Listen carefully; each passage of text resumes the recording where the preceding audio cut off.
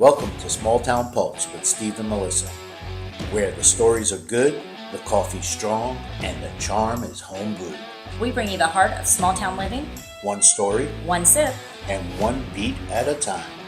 Today on Small Town Pulse with Steve and Melissa, we have Katherine Scott, our tourism director from Taylorsville, Spencer County. She's going to be telling us about events that are coming up and other news that we have going on through tourism. I know. So She's a wealth of knowledge about things going on in this county. She is. Yeah.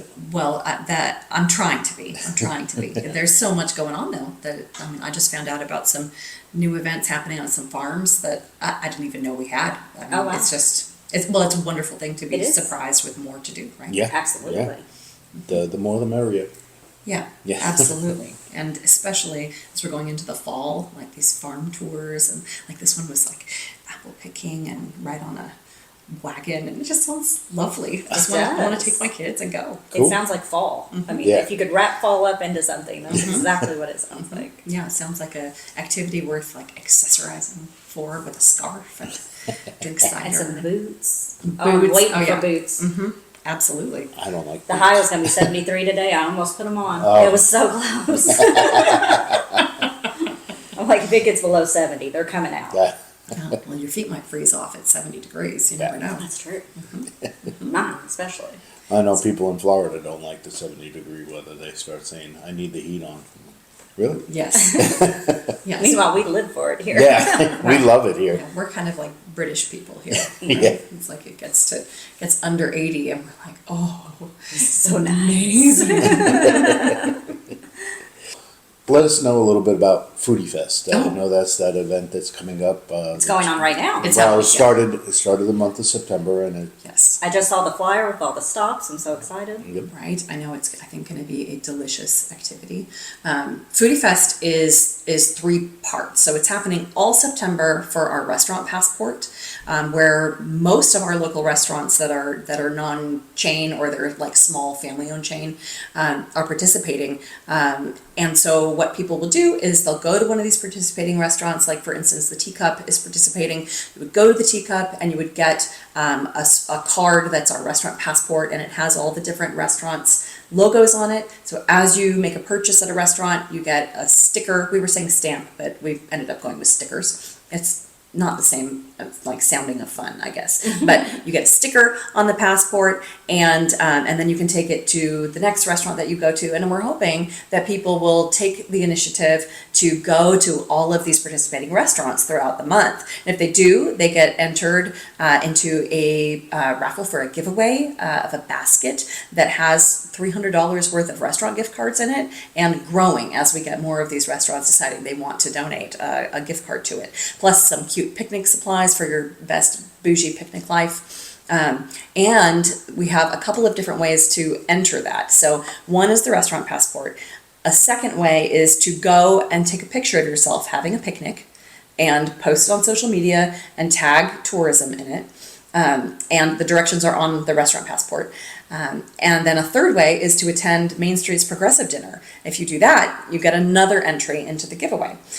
So if you can't go to all the restaurants, you can still get entries that way. You still can, right. I wanted to make sure that if people were challenged with time or finances to go to every restaurant, that they could still do something, to participate, to show their support for our local restaurants. Because as we all learned during COVID, if we don't support them, we're just not going to have them anymore. That's right. And we don't have we many can't do here it. anyway, so we need to. Right. Yeah. We need them. We do. And so if residents of Spencer County want to have restaurants, this is a great time to show that they value them.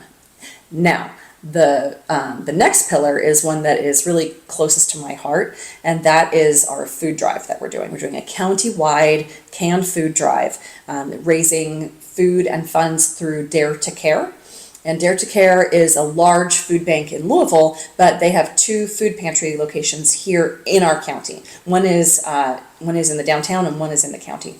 I didn't know we had one in the county. I only knew about the downtown one. Yeah, we have 2. Awesome. And so any canned foods that are collected during this time at any of those participating locations, like Country Mart, again, the Teacup, Hometown Pizza, German American Bank, if you donate something to to those boxes, then all that food will stay in the county. It will go directly to our 2 food banks. So we were able to work that out, that instead of it just going up to Louisville and then maybe some of it coming back, we really want to focus on feeding our neighbors for this. So that's very important to me, because with September being Hunger Action Month, this is the time to really think about, one, it's fun to go out to dinner, but what about people who don't ever go out to dinner, right? Because they can't even afford to give their children like well-balanced meals, right? Right. So this is the time to show that support.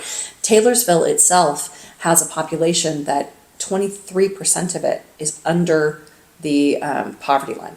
And so it being the capital city of our very wealthy county, it seems like it's the time to really dig deep, even if times are hard. You can still, if you're at Country Mart shopping, you're picking up some canned vegetables, you're doing your prepping, getting ready for the apocalypse, right? Just buy another can, right? Like for us, my kids love it when we get down to our canned food in our stores and like, sorry guys, we got to have like Dinty Moore stew tonight.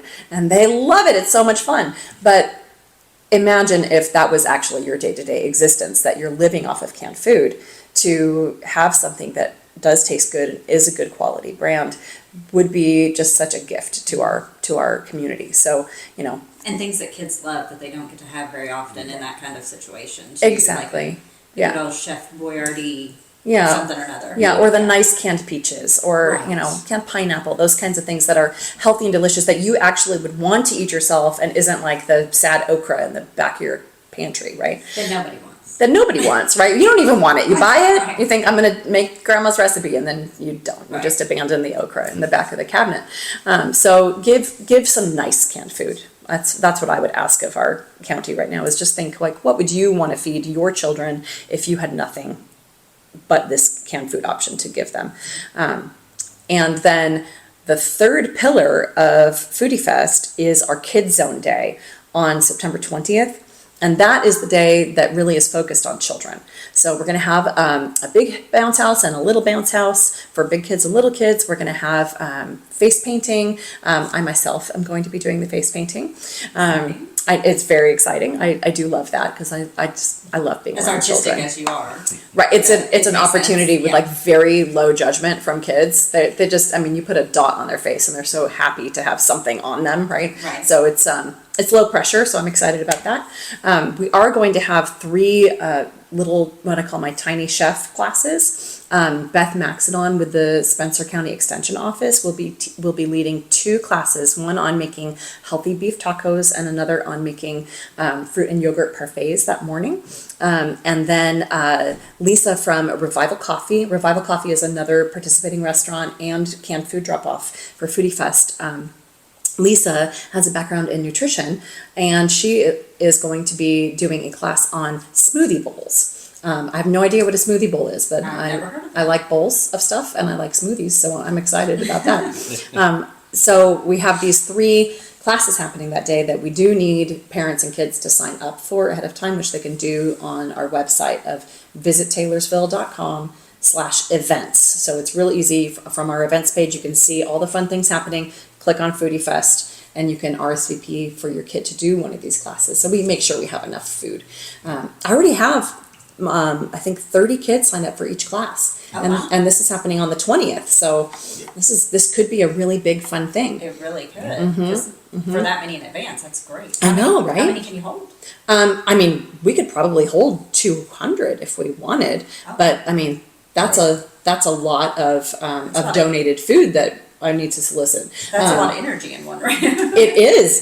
Well, we have asked that at least one adult attend with their children, right? Because, I don't see how Beth can do really effective teaching of nutrition and cooking and also like say, hey, sit down, be quiet, pay attention. Right. That seems like a lot to ask. We do have a sponsor for the beef for the tacos. So Lawson Farms, Big Spring Beef is going to be donating their wonderful grass-fed fresh beef. They sell their wares at the farmers market in Spencer County. Lovely people. Nate has been communicating with me about getting this for those kids. So if nothing else, even if those kids have never I don't know, had a taco that wasn't from like a Taco Bell or something, they'll get to have this wonderful, fresh, local beef in their tacos, and it'll be fun. And who doesn't love a taco, right? Right. I know. I was thinking, too bad it's like at 10 in the morning, or we'd have a margarita machine for the moms coming, right? They deserve it. They would deserve it, You could do yeah. a brunch like Bloody Marys and stuff like that. That is such a good idea. Yeah, I Bloody don't, Marys and tacos. That's such a good combo, Steve. it sounds a little barfy. Yeah. But fun. What about But mimosas? fun, right? We What should. about mimosas? Mimosas, that would be lovely. I don't know if that qualifies as a healthy nutritional thing for kids though, so Right. Yeah. Well, you were talking about the parents. Not for the kids, You but know, it gets that pretty was close for parents. me. that's true. Well, I have something even worse for parents actually that is just a wonderful thing that's happening at the Kids Zone Day, is that the Humane Society has gotten sponsorship for any kittens adopted that day will be free adoption fees. So we actually will have a little kitten cafe at the foods at the what am I trying to say at Foodie Fest Kids Zone Day. So beware, there's free kittens. And my children are told, have been told ahead of time that they are only allowed to pet kittens. Yeah, that we already have a cat, So so you may, sorry. you may have to but- make that warning on that. You know? Well, I did put it on the posters like free kitten adoption. So I feel like it's an advertisement and a warning at the same time, right? Your heart will melt at this event. Yeah. Your child will be bouncing and you will be looking at kittens going, I would really like that beautiful little cat. I did meet some of the kittens Once you get recently. to spend some time with them, it's hard not to fall in love. And for anyone worrying, I know Victoria is still going to require applications Yep. and all that good Oh, stuff. So it's not like absolutely. you're going there and leaving with this kitten. You're still got going through the full. you got to follow the process. background check. I know because we just got one ourselves. We got Oh, you did. 6 toes. His name is Rocket. I call him Frankenstein. Is he a Maine Coon? I don't know. I don't know. Okay. Usually I'm it's not- Maine Coon cats are the ones with 6 toes. You must have some I in there. think. Well, we get the weird cats anyway because like we had one that we fixed and they grew back. Oh, It was known in their breed, and I didn't know that. oh my gosh, And what a when we took resilient cat. when we- He Wow. said this on another podcast, and I thought he meant the toe grew back. And Nope. he said, no, Nope. they grew back. They I was grew like, oh, those. They did. Oh my. Yeah. Oh my. Yeah, to the Wow. point when we took him back to the vet and said, "Oh, they did it wrong." She goes, "Well, you did it." So he's like, "Well, we'll do it for free." I'm like, "No, if he grew him back, he's allowed to keep him He now." deserves That them. poor He cat. really wanted them. Wow. We got so off topic. Yeah, I know. Sorry Yeah. about Bring that. it back in, Steve. I will. That sounds kind of intimidating, actually. Like Uh-huh. we're gonna have kittens Right. in this household, right? It's Yep. gonna happen.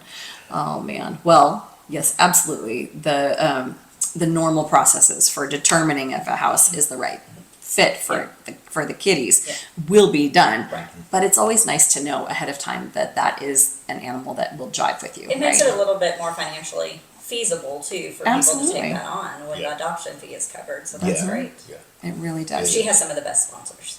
she does. She does. Well, she has some of the cutest little cats. It helps. It Oh, helps man. when that's what you're sponsoring for sure. So Foodie Fest happens all September, and our children's Kids Zone Day is on September 20th at the Spencer County Extension Office from 10 a.m. to 2 p.m. And now the day itself, you don't have to RSVP for, but if you want to participate in the cooking classes with your kids, you do need to RSVP so that we will have enough food for everybody. Got it. And I know part of the discussions we had, the reason why we brought up Foodie Fest was because of the triathlon that's Yeah. coming on, the Ironman triathlon that'll be held, the swimming portion will be held at the lake. It will be. So the Wildman Triathlon is happening in Anderson County, and it's happening the same weekend as our Kids Zone. But it's really exciting because it's a semi-final for the Olympics this year, and they are starting their swim on our side of Taylorsville Lake. So we're likely to have a lot of people coming into town staying for that. Nice to know that there's something for their kids to do if they're just going to see part of the triathlon and then need something to do locally. Also, with all of our restaurants doing something fun and different during the month of September, having like a special that they're offering or just collecting canned food, knowing that people can kind of participate in what it's like to live here in the county, I think it'll be very compelling for our guests out of town to know that we've got something more elevated happening this September for food in Spencer County. And I'm excited for it as a local, so. yeah, Right? I know, it's really cool. Well, I was just happy to be able to go around and really meet everybody who runs their restaurants, because restaurant owners are so busy. Yep. Right? And they're open during these certain hours, and they're focused on their clientele, and then after hours they are just chopping, and they are sourcing food, and they are cleaning, and making sure that all of their paperwork is right. They're so incredibly busy that I don't usually get to meet them if I go into their restaurant to eat. Right. So it's been a real pleasure to meet these like fine entrepreneurs in our county. It's very impressive to meet these people. Yes. Now, do you have any other events that you're in the upcoming months that will be happening, or are you participating in or thinking of? Right. Well, certainly, I mean, one of the biggest events around here is Oktoberfest. That's coming up. That's not a tourism event, but we're delighted to have it in town. And the people who run it really set a high bar for how to put on a wonderful event in our downtown. They are incredible. I'm so impressed.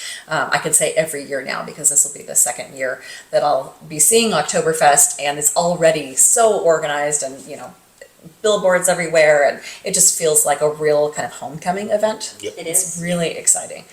So that's happening the first Saturday of October. But tourism as part of the Greater America 250 group. So hopefully we all have noticed that next year is 2026, and that's the 250th anniversary of our country. So we are going to try and celebrate that birthday for our country with like big fireworks and big shebang. So we have a couple of different things that are happening. We have various events happening at our library, and those events, although we haven't scheduled all the dates yet, will be based on offering people genealogy research assistance, talking about our digital history project that is super interactive, especially for kids and seniors. Big print, beautiful images, interesting stories about our county, plus a ton of brand new primary source research that people can access for free on a Google Drive attached to our website. People can see that by going to visit Taylorsville.com and then looking for the menu item of our digital history portal. And it's a free resource for teachers. I know that over at the Beehive they've been accessing it and really enjoying it. It's a beautiful project we're very, very proud of as the America 250 committee. Another thing that we'll be doing is we'll be representing the county at the fair in August of this next year. It'll be after the 4th of July celebration, which I will come back to in a second. But we'll be presenting the Digital History Project at the fair next year, and just sharing all about what makes Spencer County so special. Something really, I think, amazing about this is that so many people who settled this county, their descendants are still here. And so we have a very direct connection here among people who are very active in the community to the original pioneers of this area, which is so cool to be able to say, oh yeah, this quilt belonged to my great grandmother, and here it still is in the same like general area that it came from and where it was made. And that is very unusual in today's society, right? Yeah. Definitely. Now, to get back to the 4th of July this next year, we're going to be having a big parade in the downtown. Now, Elk Creek, or is it, oh no, I'm forgetting, which, Mount Eden, thank you. Hopefully you can edit out my boo-boo there. No, If we're not, right. I'll just, Okay. okay. Yes, Mount Eden every year has a huge parade, and they're very proud of it, and we wanted to make sure that there's no competition with that as far as people attending or people participating. So theirs happens in the morning and midday, and our downtown parade will be at 6 o'clock. It's 6 o'clock in the evening. So what we're hoping people will do is come downtown around 4 o'clock, check out our, we're going to have people sharing like historical skills and trades, like how do you make candles? What does a blacksmith do? how did people weave their clothing, right? We're going to have that on display with people who actually still do those things today, talking to people about it. We will have some historical walking tours of the downtown available. We'll have a vendor alley. We'll have food trucks, and we'll have live music happening after our parade at 6. So the parade will kick off at 6, and then afterward we're going to be doing the groundbreaking for a Revolutionary War memorial in the downtown, honoring more than 40 patriots now that we've identified from Spencer County or buried in Spencer County. For the longest time, there was a list of about like 17 or 18 patriots who had been identified in this area, and that list was published and republished, and everybody agreed, okay, that's it. But our America 250 team, with Robbie Travis and Bonnie Downs and Vicki Yates-Glisson and Terry Cooper, have identified so many more, and it's amazing. It's amazing, and it makes me feel so proud to know that these patriots are being identified, right? So we're going to be honoring their memory now officially. There's no Revolutionary War memorial downtown where we have that wonderful war memorial, and now it's time. We've identified so many more, and we are working with an artisan who does hand carving of marble. Which, who knew that was still a thing, Yeah. right? Mm-hmm. Right? I know. I think he actually may be coming to the 4th of July celebration to show how that's done also, That's which awesome. would be amazing. I've That'd seen be cool. videos of him like just chipping away, making these perfectly straight lines with people's names and these beautiful flowers on marble. I mean, just amazing. So we're putting in this memorial and breaking ground for it right after the parade with kind of a solemn ecumenical memorial moment. We're going to be inviting leaders from all the local Spencer County churches to join us to pray over this groundbreaking, and hopefully bring in people from their churches to see like this is something we can all be doing together and honoring these people who are of all different makes and religions. And I mean, we got Methodists, we got Catholics, we got Baptists, we got everybody. So let's honor them all together. And then we're going to have a brass band play, and that'll be super fun and very Americana feeling. But then we're going to have a country rock concert, so it'll be really fun. And Something for fireworks, something for everybody, yeah. And I think we're going to have a good bar set up downtown so people can have some adult beverages and enjoy. But there's I'm looking forward to the diversity of all the food trucks and all the different vendors who will be there. It should be a really fun evening. We're I'm gonna just have excited to see something going on downtown. Yeah. Period. Yeah. But also, especially on 4th of July, I don't think we've ever had anything, or at least in a really long time that I know of. Not in a really long time. Yeah. Yeah. Not Well, I can think it's very important to the city council and the fiscal court that we do this, and tourism received a small grant from America 250 to put towards this. So we're all kind of pulling together to make sure that the community has something really special to do. I'm also really excited about like a kids zone because kids are close to my heart, and we're going to have bouncy houses and balloon Stuff people for and them to do. fun free things for our children to do.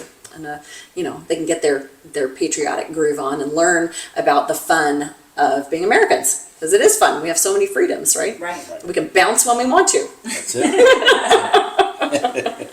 So, tourism as a whole. I know the numbers came out for 2024, I believe. How is tourism shaping up with all the difficulties that we're seeing around the world and stuff like that?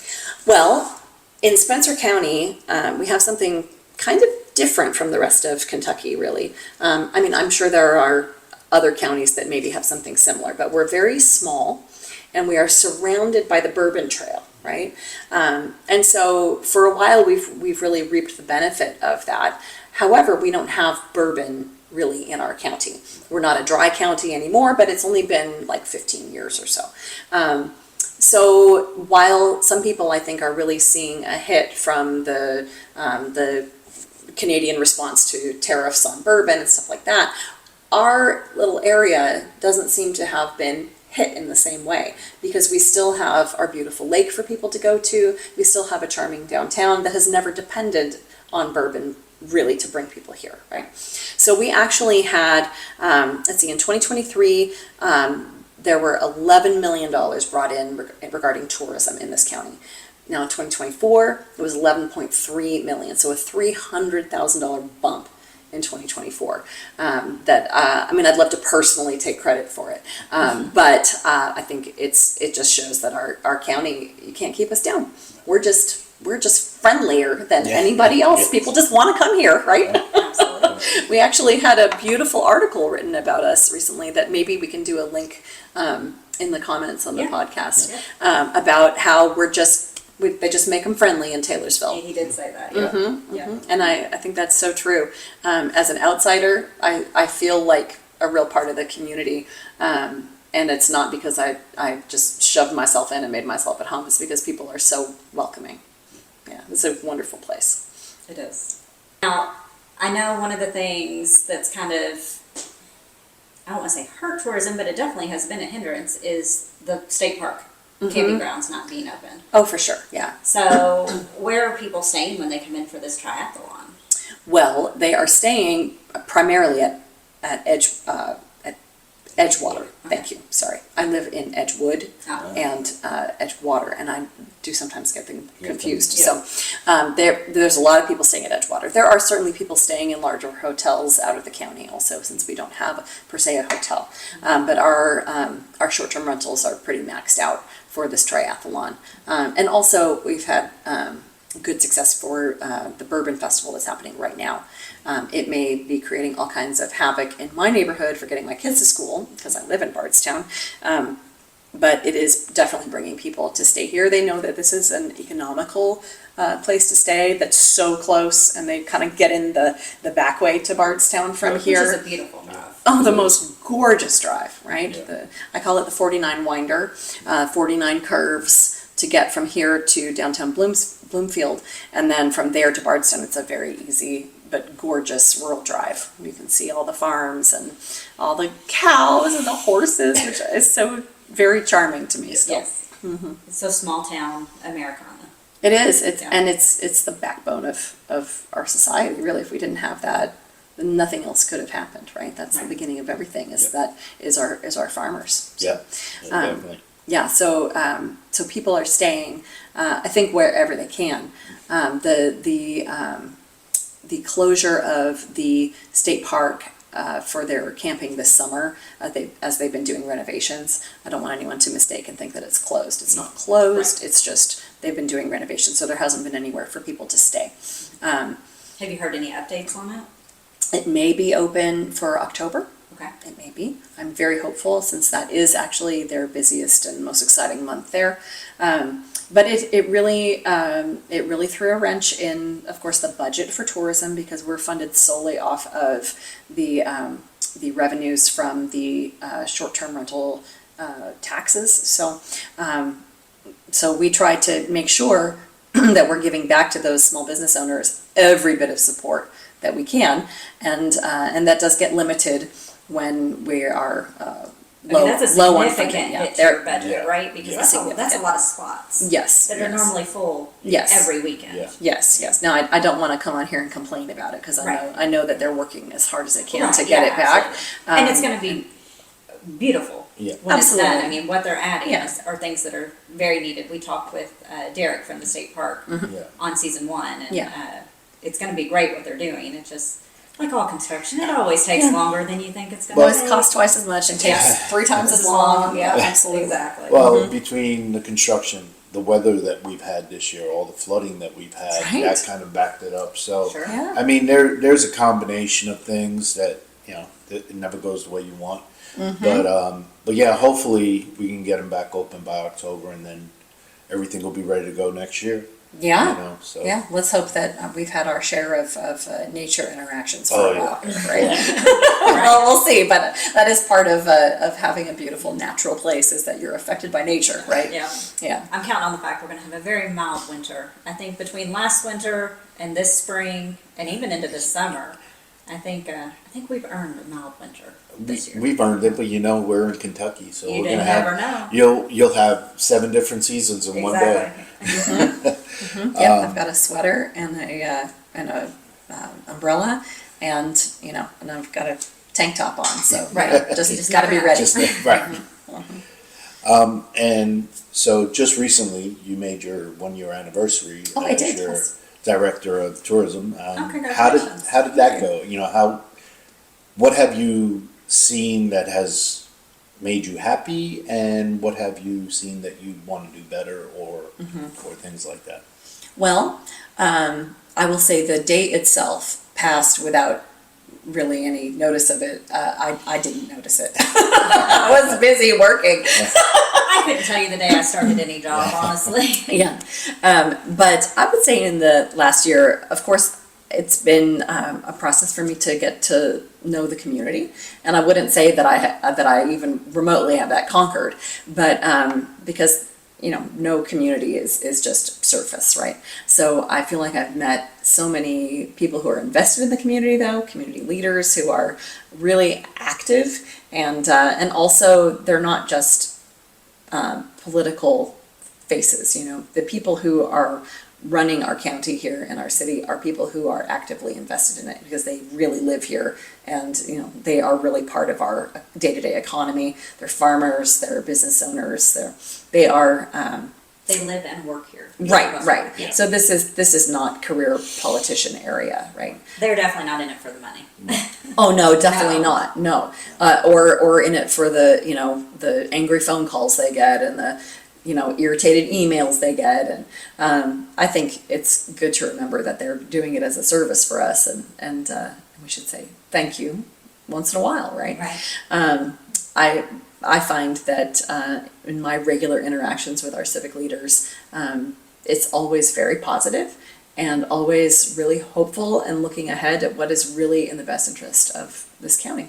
And that I was surprised by, because just coming from California, I mean, to be the mayor of a city requires you to be a career politician, and it's kind of disgusting, really. So it's so refreshing to see how people are really invested in their community here. So I would say that the best thing that I have seen or feel like I've been a part of in this past year is trying to actively facilitate bringing people together. I've been trying to show my face in as many community organizations as I can, whether it's the Friends of Taylorsville Lake or Main Street, at the Spencer County Historical Society. Just trying to really make sure that I know them, they know me, that we're an easy resource for people to use, because while our main focus is promoting the county to tourists who are not here yet, right, we still want people to know that we are actively working for them, right? So when it comes to like the numbers and the benefits of tourism to the county, I like to say, oh, we're doing so much, but it's hard for people to see that if you're not working with people directly, right? So I've been helping different organizations write grants, like the Stidger Society, to try and renovate that log cabin in our downtown, doing the America 250 project to really celebrate the history of this area. All of these are very community oriented, and I feel like people are coming together in a way in this county that they have not for several years. And I think that this is the time that a lot of positive change is going to happen to celebrate the smallness of this area and to reinforce its beauty for future generations. There's a lot of really positive things happening right now.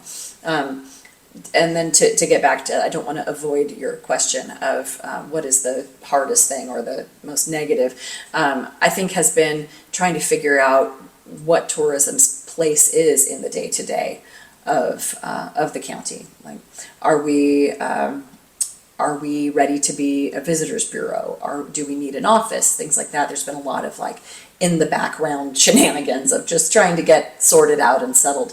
Now that there is a tourism director, does that mean that tourism needs to have like a drive-through pamphlet handing out, station, or do we need to be in an office, and I think that for right now we've determined that a presence in the downtown is really beneficial to keeping everybody working together. I feel like tourism is like the host in the county, right? And we're like, come on over here and meet this person and here, and this person does this and wants to do that, and have you met this person, right? And so by being in our downtown, I've been able to facilitate that more. We have been in the Arnold Realty building, and we are moving actually like right now. While I speak, I am going to be going over to the Chamber of Commerce, and tourism is going to be sharing the front office with the Chamber of Commerce, which feels like a very natural fit. Two different organizations that in a way could be not related at all, but really we're doing exactly the same thing of trying to promote our local businesses and support, right? That's what tourism and the Chamber really have in common. So we're going to share an office, and maybe we can make that support triplicate or quadruplicate, right? By working together more. Yeah. Mm-hmm.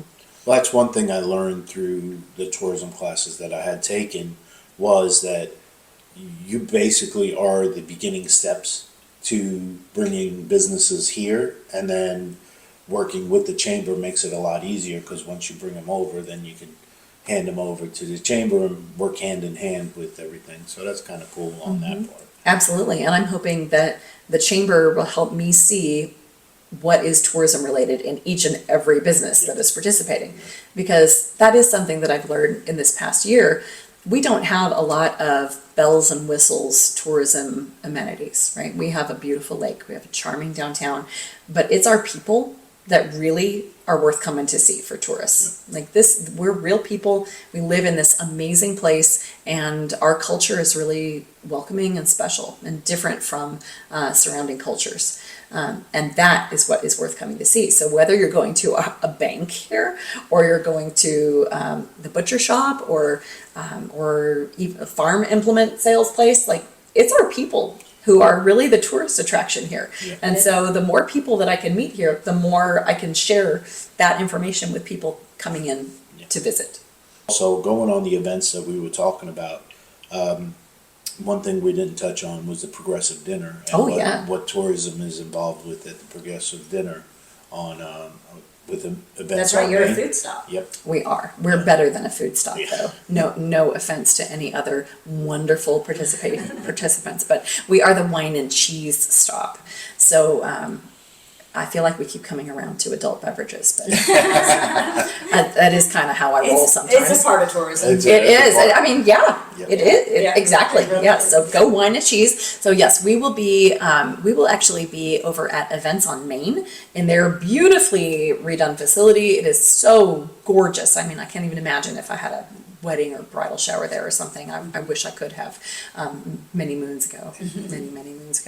But it is a beautiful facility, and we'll be handing out the wine, and we'll have kind of a charcuterie setup happening as part of the Progressive Dinner. So for people who don't know how the Progressive Dinner works, you buy a ticket through the Red Scooter or at the Teacup or online, which if you just hunt for Progressive Dinner, Taylorsville Main Street, the event will come up. The event will come up, yes. The event is listed on Facebook under Facebook events, and there's a link to it on tourism's webpage. Visit taylorsville.com/events. And so people can get their ticket that way also, which is, it's always nice to know that you can, at 11 o'clock when you're doom scrolling, that you could take a minute and support the community and buy a ticket for that. So if people come to the Progressive Dinner, they can expect to be walking around the downtown, stopping at each of the locations in the downtown that is offering either an entree or a snack or some special dessert. Soup, salads. Yeah, right. There's so much. So Each stop is a different course of the meal. Yeah. The great thing is you can enjoy it in any order you want. So if you want to have dessert first, you can absolutely have your dessert first. Which I highly recommend, because I mean, you never know what's going to happen in this world, right? Especially in Kentucky, you never know. So eat dessert first, absolutely. Then come to wine and cheese and linger because it'll be fun, and you can see this beautiful facility. We're really excited to be partnering with them. It's going to be, I think, a very delicious course. Stop in it, and in the end, you end up having had this gigantic meal. So thank God you're walking in between Yeah. because there's so much food. I remember walking around, taking a break from bartending last year and walking around to see all the different stops. And I could not believe the amount of food people had out. So please come buy a ticket, stuff yourselves and enjoy, Yeah. because this is a great way to raise money for our Main Street, which is what keeps it beautiful and charming. And they maintain all kinds of things that I think our citizens have no idea about. Yeah. You know, they're changing out banners in the downtown to keep everybody up to date on what season we're in and what we should be celebrating. They're the ones responsible for beautiful benches and for any kinds of floral and landscaping things that you see down there. It goes on and on what Main Street has been doing and what they're going to be doing. So raising funds for them, of course, is a really big deal, which Melissa, you know all about. Yeah. I'm preaching to the choir here. Right. 100% of the proceeds do go right back into the downtown Yeah. area. So into beautifying that downtown, helping owners restore their buildings, all that good stuff that we're trying to do. Yeah, could I segue for just a second to talk about some of the buildings in the downtown? Absolutely. Just very briefly. We have had a visit from Kentucky History Tours, and if I don't have the name of that right, I will send you an email and let you know. I think it's what that is. Kentucky Historic Travels. There we go. Kentucky Historic Travels. Yeah. Yes, thank you. The gal who runs that came and met with me briefly. We had a very pleasant conversation, and I just happened to mention that in the downtown, one of the buildings has a cast iron facade, which is very uncommon in rural Kentucky, but very common in Louisville. And so she bopped downtown and saw that actually, I think there's 3. So it's very unusual from an architectural standpoint, and she did a huge Facebook post about it that was so fascinating, and it was like it took a set of fresh eyes to come in and look and see we're even more special than we know. I've looked at those buildings dozens of times. Yeah. I photographed those buildings Right. dozens of times. Never noticed it until I read her article, and then I walked my butt right down there, and it was just there clear as day. Right. But I had never noticed it. And so we're going to partner with her to do some signage in the downtown with stories about the building's history.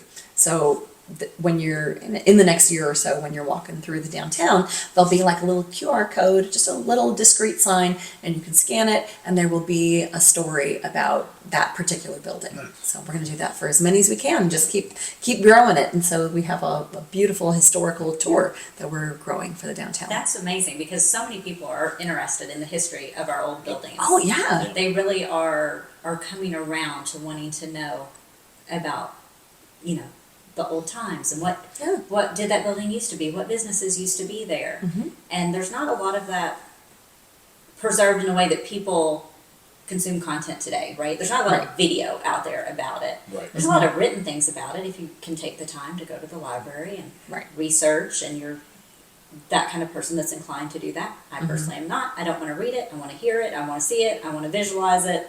All that good stuff. So I think this could be an amazing opportunity to capture some of that. I know for Main Street, that's been on my to-do list with Paige, is to start sitting down and doing a video series talking to people about their buildings, about their businesses, what they know about the history of their buildings and what businesses were there before them, all that kind of stuff. So, well, it sounds like maybe we should be getting everybody together on this to have some kind of community input on what these are, because who knows? Absolutely. Who knows what we could find out? I mean, like our movie theater in the downtown, because of the Main Street bus tour, where Terry got all of us together, which was really amazing. We found out that our movie theater is bigger than most rural movie theaters were built to be. Yeah. So we actually have a balcony, and it has a very rich history that we need to learn more about. Absolutely. Yeah. That's on the goal. Right. Yeah, those are, I think, really valuable goals for our community to know about. Yes. That we are really, really proud of this beautiful place. Absolutely. I know you work a lot with volunteering and things like that. Is there on the website a way of people contacting you to be a volunteer, whether it's for the state fair or America 250 or things like that? Absolutely. I mean, the quickest and easiest way is just to go on our website and send me an email. You can have it set up so anytime you see my email address on there, if you just click on it, it'll open up your mail program, and you can write me a little note, and it'll say, contact from website. So it's very simple from that standpoint. Visit Taylorsville.com, and but also my email address is director@visittaylorsville.com. And I mean, I'm a good emailer, so if you email me, I'm likely to respond. And if not, then my apologies. But I'm only one person, but I will get back to you. We are looking for volunteers for the state fair for next year. We are looking for volunteers for the 4th of July upcoming. We, of course, are always looking for volunteers for the progressive dinner. We don't need a ton, but it's nice to know if people want to help us load in wine and cheese, and we could probably hook you up a little bit there. For sure on the cheese, right? But otherwise, buy a ticket. But volunteers are always needed. Absolutely. That's how small organizations run, is via volunteers. I certainly could use volunteers for my kids someday also, mostly for bounce house watching. If anybody's interested, I would appreciate it. Okay. That would be wonderful. Tell kids to take off their shoes. That's probably about all they need to do. It, yeah. And we'll hook them up with beef tacos. Okay. There you That go. works. We pay in food in Taylorsville. That's it. That's right. That's right. So tell us one more time how we find out about all the events, and you keep that list really updated. So what's that website again? It's visittaylorsville.com. And so then if you want to know specifically about events, and otherwise it's easy to see where the events are, because right up at the top of the page, events is an option. And we have information on there about places to stay, places to shop. We have resources about our flower farms and creative professionals in the area. If you're doing your wedding in Taylorsville and you need to, have a big list of caterers and makeup artists and all of that, we have that all together for you also. So we have really a lot more on our website than just, yay Taylorsville, and these are our events. We have so much. It's more on than there. just places to stay. It is. Plus, there's our digital history project, which is so beautiful and really gets to the heart of what our county is about and where it came from. And so there's already stuff up on that, right? Oh yeah. Okay. Oh yeah. It's open and ready to go. It's formatted for best viewing on a mobile device, which makes it easy to pull it up and enjoy it on the go or on your lunch break or whatever. Great. Yeah. All right. Well, thank you so much for Thank coming you. in. And Thank you for having me. It's spending always a little nice. time, and remind us again the date for the Foodie Fest Kids Zone It's September 20th and what time?